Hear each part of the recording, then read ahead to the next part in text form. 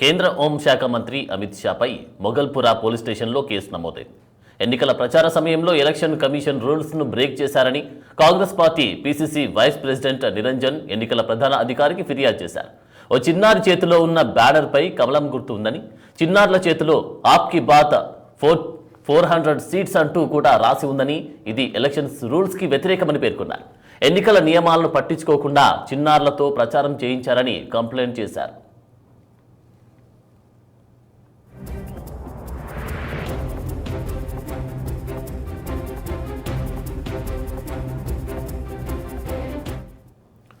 కేంద్ర హోంశాఖ మంత్రి అమిత్ షాపై మొగల్పురా పోలీస్ స్టేషన్లో కేసు నమోదైంది. ఎన్నికల ప్రచార సమయంలో ఎలక్షన్ కమిషన్ రూల్స్ బ్రేక్ చేశారని Congress party PCC vice president Niranjan ఎన్నికల ప్రధానాధికారికి ఫిర్యాదు చేశారు. ఇక ఇదే అంశానికి సంబంధించి పూర్తి డీటెయిల్స్ మా ప్రతినిధి మాధవి అందిస్తారు. మాధవి,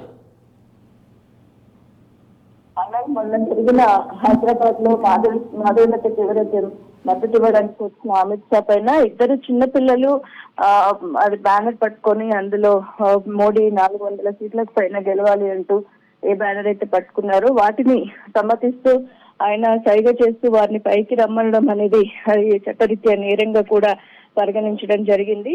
ఆ నేపథ్యంలోనే అక్కడ సిపి కొత్తకోట శ్రీనివాసరెడ్డి ఆదేశాలతో పాటు జోన్ డీసీపీ స్నేహ మేరకు ఆదేశాలు జారీ చేసి మొగల్పుర పోలీస్ స్టేషన్ లో ఆయన పైన కేసు నమోదు చేయడం జరిగింది. క్రైమ్ నెంబర్ 77/2024 సెక్షన్ 188 కింద ఐపీసీసీ కేంద్రం నమోదు చేయడం జరిగింది. ఇందులో 5గురిని కూడా నిందితులుగా వాళ్ళు చేర్చడం జరిగింది. A1 యామాన్ సింగ్ ని హైదరాబాద్ పార్లమెంట్ అభ్యర్థి మాధవీలతని A2 గా, అలాగే A3 గా కేంద్ర హోంశాఖ మంత్రి అమిత్ షాను, అలాగే A4 రాష్ట్ర అధ్యక్షుడు కిషన్ రెడ్డి, A5 గా ఎమ్మెల్యే రాజాసింగ్ పైన కూడా ఈ 5గురి పైన కూడా కేసులు నమోదు చేయడం జరిగింది. ఆనంద్, ఓకే మాధవి, మరి ఎలక్షన్ కమిషన్ అధికారులు ఏ విధమైనటువంటి చర్యలు తీసుకునే అవకాశం కనిపిస్తా ఉంది సంబంధించి? ఎలక్షన్స్ లో చిన్నపిల్లల్ని అలో చేయడం నియమం అని తెలిసినా కూడా వారిని ప్రలోభపరిచేలాగా ఉండడము అనేది చట్టరీత్యా నేరంగా ఈసీ ఇస్తుంది.